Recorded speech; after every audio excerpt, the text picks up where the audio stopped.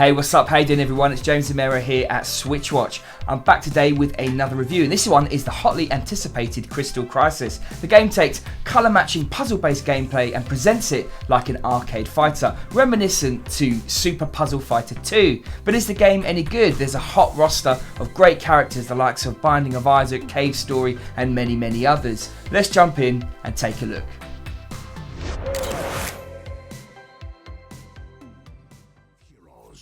In a puzzle game, the story generally is completely discarded. Instead, here we have the thread of a story involving the red crystal from Cave Story, an artifact with the power to destroy the world. A team of villains are set on harnessing this power for their own nefarious means, with a bunch of heroes banding together to stop them. The game's opening scene is one of the best I've seen. It gets you pumped up with its visuals and sounds, especially the narration, and more on that in a little bit. As you play the story mode, each battle will see you face off against an opponent with a little bit of story coming through. It's nothing heavy, but it underpins the game nicely without detracting from the main thing, the gameplay. The roster really is great, with some surprises like Solange from Code of Princess and everyone's favourite failed mascot Johnny Turbo, no doubt here to foil the evil Fecker plot. There are even some characters from upcoming unannounced, unreleased games. As you play through the short story campaign, you can pick sides which will then make the remaining battles slightly different. It's a nice touch that makes it feel a little bit more involved. The aim of the game is to defeat your opponent, either an AI or real person, by having them fill up their screen with blocks before you do. Blocks fall in colour pairs which you match up, and amongst the blocks are crystals which destroy all blocks of that colour linked to it. The controls are nice and simple. Anyone who's picked up and played Tetris or the like will pick it up straight away. As you destroy blocks, you essentially beat up your opponent by dropping blocks on them, recreating a sense of being in a fighting game. Well-timed big hits counter your opponent's attacks, and you have a burst gauge which you can use to unleash devastating attacks, but the similarities in gameplay end there. This is a crossover, but don't expect to be doing combos and Hadoukens all the time. What makes the game good fun are the mechanics. Some of the blocks that fall have a countdown on them, which means you can't clear that block until it gets to 0. Each turn the number reduces by 1, and it can be really tricky to get around them. The screen also wraps around the blocks, so you can go across to the other side and even split a block in two. Each character has a defensive and offensive attack with their burst gauge, and these vary a lot. Some will clear blocks from a screen or allow you to rotate a group of blocks to make it easier to clear. Others will let you drop a load of blocks on your opponent, freeze them so they become inactive for a period of time, and all sorts of clever little things. Most characters have 3 burst gauge bars, and you can choose to unleash at 1, 2 or 3 for more effect. Some characters though have one huge bar that you need to fill before unleashing the whole thing. In a battle, the pace starts out slow, but it ramps up nicely. Unlike some games of its kind, things never get so fast it becomes impossible, but it gets tough enough. With your own blocks to worry about and a glancing eye over to your opponent from time to time, and your burst gauge to think about, the game is quite tactical. It's fun to try and create combos that will destroy multiple groups in one go, but you run the risk of your opponent countering it and being left with stranded crystals that you can no longer get rid of. The game features a number of modes, some of which you unlock by completing other modes and similar feats to a fighting game.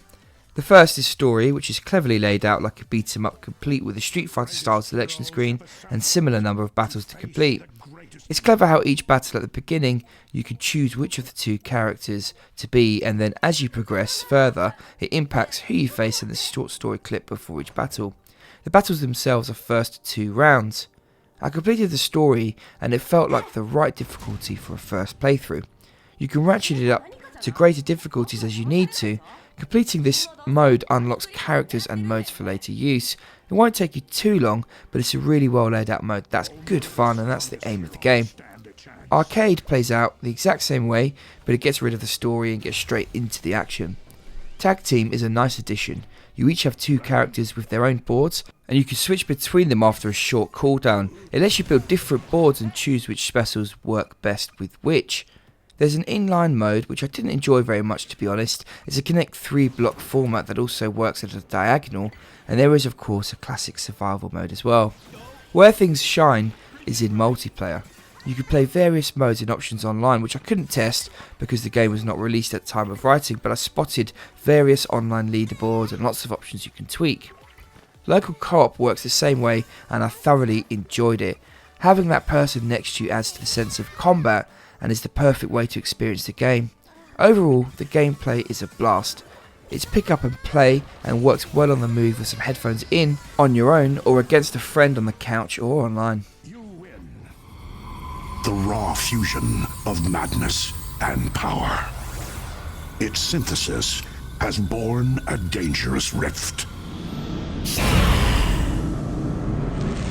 それは貴様の話だろう。俺にはそんなガラクタに魅了されるような心など残っ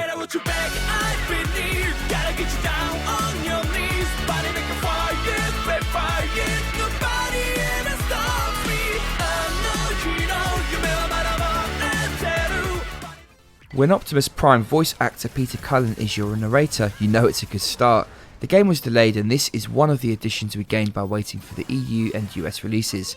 The music in the game is a real highlight. Uni Kun produced and co-produced a lot of the tracks and has done a great job. The general theme is uplifting arcade-style pop tracks, which fits perfectly. Each character has their own theme song, which interestingly are often remixes of songs from those characters' games. My personal favourite is the Binding of Isaac track. It's performed really well. The characters are all voice acted in Japanese as well, and this is also nicely done, bringing them to life. Sound effects are satisfying, from the pop of removing blocks to the sound of a special move landing. After watching the amazing intro, a beautifully drawn cartoon piece, I could just imagine many people being disappointed this is a puzzle game, such is the hype you experience from it. Each character is recreated nicely. The short pre-battle intro, like everything else in the game, is nice and bright.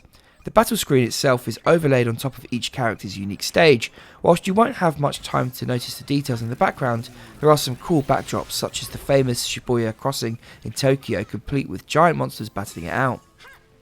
Each character has a set of defensive and attacking moves that trigger a nice little scene. Many of them are funny and all of them are cool. It makes you feel like you're playing Street Fighter. Ultimately, a puzzle game can only do so much given the need to concentrate on the screen, and it's nice to see a colourblind mode which makes it easier for people to distinguish each colour. The file size is not overly large at 1.8 gig, it's 1.4 gig with a 400 megabyte download. HD Rumble is present as well, and you have the option of adjusting how powerful it is, which is nice to have.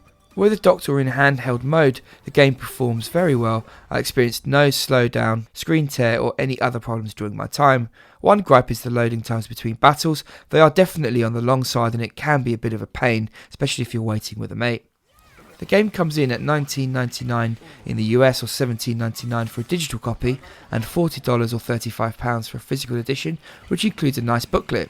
With 20 playable characters, various game modes and hours of multiplayer fun, plus online leaderboards, there is a lot on offer. The digital price especially is fair for such a comprehensive package. Overall, I was surprised by how much I enjoyed Crystal Crisis. I completed a number of the modes and loved unlocking new characters with their stages and new modes. It's a cleverly laid out game with good timing and amazing presentation visually, and with its great audio. Overall, this is a very good example of what a puzzle game can be. A very solid 8.5 out of 10 for me. I hope you've enjoyed watching this video. Thank you very much for doing so. To all of our existing subscribers, as always, we really appreciate you guys sticking with us. And if it's your first time here and you did enjoy this video, we'd love you to consider subscribing. I hope to see you again. I'm Jones Zamera and this is SwitchWatch. Take care.